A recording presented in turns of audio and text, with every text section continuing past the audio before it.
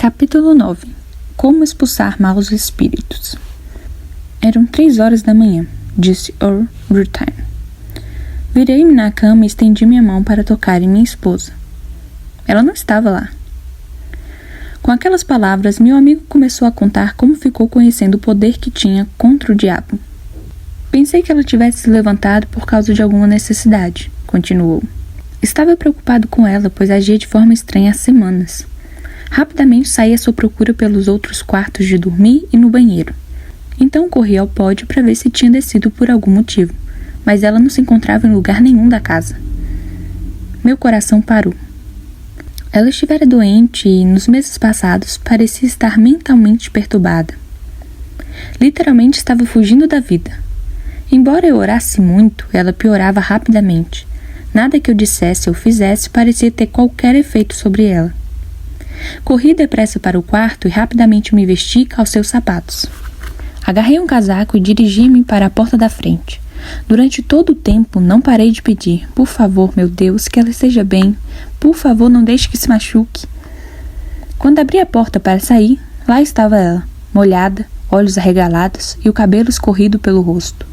Estivera na chuva só de camisola e chinelos, que estavam agora empapados de lama. Quando estendi os braços para abraçá-la, tentando não demonstrar a ansiedade que sentia, perguntei-lhe: onde você esteve? Fiquei tão preocupado. Fui dar um passeio no bosque, estava sem sono e achei que seria bom para mim, explicou. Nunca tinha feito nada tão perigoso antes. Pela expressão anormal em seus olhos e por causa da sua completa inconsciência da seriedade do que tinha feito, fiquei com medo que estivesse perto de um total esgotamento. Parecia estar entrando em alguma espécie de colapso. Eu a abracei e a fiz voltar para o quarto. Fiquei com ela até que mudou de roupa e voltou para a cama. Quando percebi que tinha adormecido, levantei-me. Não podia dormir. Não podia sequer ficar sentado. Perguntas sem fim passavam correndo por minha cabeça. O que vai acontecer com ela agora? O que ela vai fazer? Será que não há nenhuma resposta? Tinha de fazer alguma coisa, mas o quê? Já tinha pedido a Deus que a ajudasse. Cure-a, meu Deus, por favor, cure-a. Faça-o, Senhor, faça-o em nome de Jesus. Já tinha orado muitas e muitas vezes por sua recuperação. De repente, me lembrei da passagem: eu vos dei autoridade para pisar toda a força do inimigo. Lucas 10:19. Talvez Deus estivesse me dizendo para usar outro método neste caso. Talvez não tivesse exaurido o meu próprio poder antes de lhe pedir que fizesse algo. Comecei a orar pedindo orientação. Enquanto andava de lá para cá naquelas horas matinais, procurando encontrar alguma palavra vinda de Deus, alguma arma para usar contra o diabo, cuja traiçoeira astúcia eu agora tinha certeza de estar operando em minha esposa, as palavras de Jesus me vieram à mente. Pois se aproxima o príncipe deste mundo, ele nada tem em mim. João 14:30. Como um náufrago que se agarra a um salva-vidas que lhe foi jogado, agarrei-me àquelas palavras. Mudei de atitude. Dessa vez, minhas palavras já não eram mais um pedido. Não eram também palavras de louvor, eram palavras dirigidas ao diabo. Muitas e muitas vezes declarei a Satanás: você não tem poder sobre ela. Você não tem nada com ela. Ela não lhe pertence. Ela pertence a Jesus Cristo. Ele pagou um alto preço por ela. Você é um intruso. Enquanto andava de um lado para o outro, continuei repetindo isso em voz alta. Então me tornei mais corajoso. Nem comigo você não tem nada. Nós dois pertencemos a Jesus. Nossa vida e tudo quanto possuímos foram dedicados a Ele. Você não tem poder sobre nenhum de nós. Você não tem poder sobre nada neste lar. Você não tem nada que fazer aqui dentro. Física, mental e espiritualmente, lutei durante 1 hora, dizendo ao diabo que minha esposa e eu éramos propriedades de Jesus Cristo, comprados por preço de sangue. Eu sentia a presença maligna de Satanás ali naquele quarto. Sabia que estava diante dele face a face. Mas percebi também que tinha o poder de Jesus para ordenar ao inimigo que saísse. Eu tinha poder sobre todo o poder do inimigo, e Jesus me dissera que nada vos fará dano algum. Lucas 10:19. Finalmente, quando a certeza da vitória dada por Jesus filtrou-se através de toda a minha mente e meu corpo, dirigi-me para a porta, abria e, falando com o diabo exatamente como se ele estivesse ali materializado, ordenei: em nome de Jesus, saia daqui. E ele saiu, imediatamente. Eu senti sua presença saindo daquele quarto. Foi uma sensação definida, exatamente como tinha acontecido antes, quando senti sua presença no meu espírito. Sabia agora pelo espírito com certeza que tinha saído. Parecia que havia luz no quarto, o qual um pouco antes estivera opressivamente escuro. Fui para o quarto e deitei-me na cama. Minha esposa estava acordada por causa da minha voz, mas sorria e havia tamanha luz em seus olhos como há muito eu não vira. Hoje ela está tão sadia mentalmente como ficou no instante daquela manhã quando Jesus Cristo demonstrou-nos sua vitória sobre o diabo. Conforme meu amigo Earl Brittain descobriu, as forças do diabo estão aumentando e coisas perigosamente estranhas estão acontecendo em cada setor do mundo. Nestes últimos dias, é importante ter em mente a promessa de Deus, pois ele virá como uma corrente impetuosa que o sopro do Senhor impele. Isaías 59:19. Devemos corajosamente enfrentar o fato de que Satanás está operando de maneira cada vez mais vil e poderosa nestes últimos dias. Mas também devemos manter vivo em nossa mente o fato que o Espírito de Deus é mais forte do que o inimigo. Como cristãos, não devemos nos preocupar com Satanás ou ficar frustrados com suas táticas.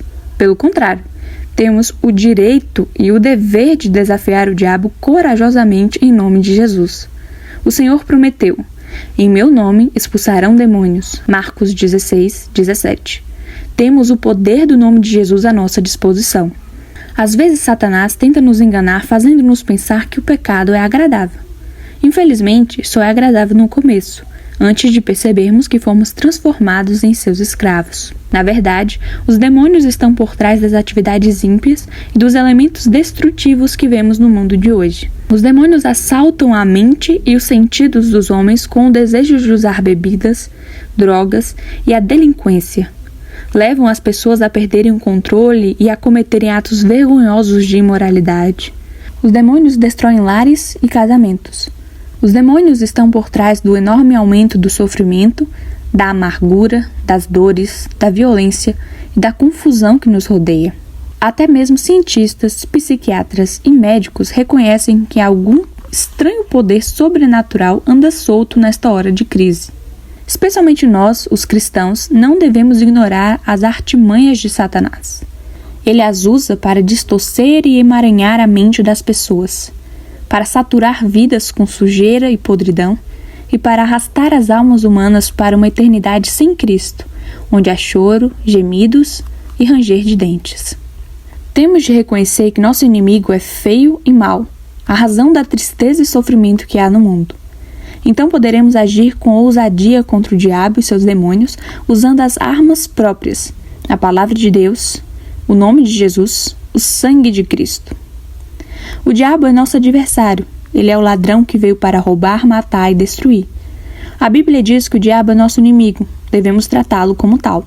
Entretanto, pouco é mencionado o fato que grande parte do ministério de Jesus, cerca de 1/4 dele, foi usado expulsando demônios.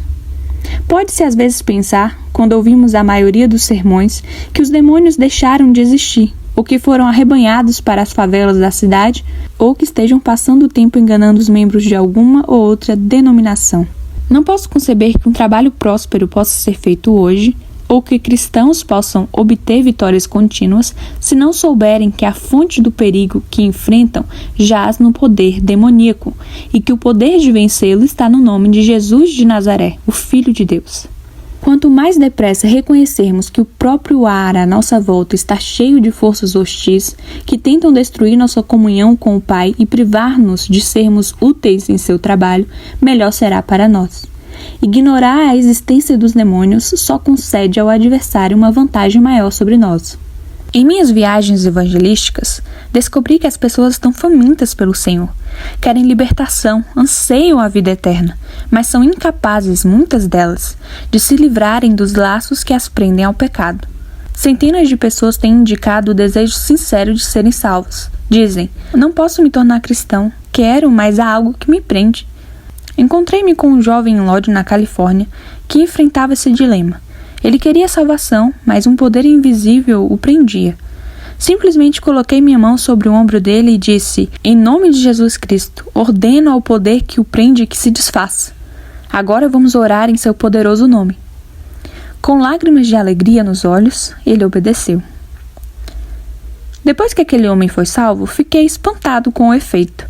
Um sentimento de reverência tomou conta de mim por ter sido capaz de exercer, através de uma simples ordem em nome de Jesus, este maravilhoso poder. E desde então, tenho visto muitos resultados espantosos nos cultos de reavivamento através do uso do seu nome. Em meu nome expulsarão demônios. Em nome de Jesus, temos destruído o poder dos demônios sobre reuniões, lares e às vezes sobre comunidades inteiras. Como cristãos, nosso combate não é contra a carne e o sangue, mas contra os principados e potestades nos lugares celestiais. Nossa guerra é contra os demônios de todas as categorias, tipos e autoridades que estão atacando a humanidade em todos os lugares e estão especialmente desafiando os filhos de Deus. Tenho orado com homens que eram presos por diversos vícios, fumo, álcool e consuficiência. E no poderoso nome de Jesus tenho visto a libertação deles, quase sempre instantaneamente. Conheci muitos cristãos que não eram capazes de dar testemunho com liberdade nas reuniões públicas, que sentiam suas bocas fechadas enquanto os corações gritavam por liberdade. Usei o nome de Jesus para ordenar que o poder dos demônios fosse desfeito. Os testemunhos foram restaurados e o poder na oração concedido. Que satisfação as pessoas recebem por intermédio do livramento em nome de Jesus Cristo. 3 coisas são necessárias a fim de haver libertação e vitória sobre os demônios. Primeiro, temos de ser filhos de Deus. Segundo, não podemos ter nenhum pecado não confessado ou não perdoado em nosso coração, pois se isso acontecer, os demônios vão rir de nossas orações. Terceiro, devemos conhecer o poder do nome de Jesus e saber como usá-lo. Leia o livro de Atos cuidadosamente e observe como os discípulos usaram o nome dele. Se a sua própria vida tem sido uma derrota e está tolhida pelo poder do adversário, levante-se no nome todo-poderoso de Jesus. Ordene ao inimigo que recue, tome posse de sua libertação, vá e liberte os outros. Jamais orei por doentes ou expulsei demônios em meu ministério, em qualquer grau, até que recebi a revelação da autoridade do nome de Jesus. Quando aprendemos a usar o nome de Jesus de acordo com a palavra, no poder do Espírito, temos o segredo que abalou o mundo através dos apóstolos. Em 2 Tessalonicenses 1:12, Paulo ora: para que o nome de nosso Senhor Jesus seja em vós glorificado e vós nele. De que maneira o nome do Senhor poderia ser mais glorificado em nós do que quando o utilizamos como fez a igreja primitiva? Como expulsar maus espíritos? Primeiro, conheça o inimigo, pois não ignoramos seus ardis. 2 Coríntios 2:11. Aprenda pelo Espírito a discernir a presença e obra dos maus espíritos. 1 Coríntios 12:10. Segundo, conheça os seus direitos. Você é um vencedor sobre toda a obra de Satanás por causa do sangue de Jesus, da palavra e do seu testemunho. Apocalipse 12:11. Cristo lhe concedeu poder e autoridade sobre todo o poder do diabo. Lucas 10:19. Tenha a coragem de usá-lo. Terceiro, a base de sua vitória certa é que Jesus derrotou Satanás, despiu-o de sua autoridade e ressuscitou como vencedor eterno. Com Cristo em você, conte certamente com este fato inabalável. Maior é o que está em vós do que o que está no mundo. 1 João 4:4. Que esse seja o seu testemunho pessoal diário. Quarto, cite corajosamente a palavra de Deus contra Satanás, como Jesus fez. Mateus 4. A palavra é a arma número 1. 2 Coríntios 10:4. Quando o inimigo vem como uma corrente, o Espírito do Senhor levanta uma bandeira, a palavra, contra ele. Isaías 59:19. Cite a palavra com frequência para arrasar o inimigo. Quinto, perto de você há prisioneiros que devem ser libertos de todo o laço de Satanás. Lucas 13:16. No nome poderoso de Jesus, você pode ser instrumento de Deus para libertá-los de todo tipo de mau espírito. Sexto, Jesus disse: em meu nome expulsarão demônios, maus espíritos. Marcos 16:17. Diga: em nome de Jesus, ordeno-lhes, maus espíritos, que saiam. Permaneça firme e destemidamente, sem vacilar. Os espíritos maus sabem que têm de se submeter ao nome de Jesus. Leia Filipenses 2, 9 ao 11. 7. Recuse-se a armazenar o lixo de Satanás, onde os maus espíritos produzem doenças mentais, desordens nervosas, espíritos de melancolia, opressão e depressão, enfermidades e afecções físicas, escravidão espiritual. Resiste ao diabo e ele fugirá de vós. Tiago 4, 7. 8. Invoque o poder do sangue de Jesus. Viva sob o sangue, andando na luz.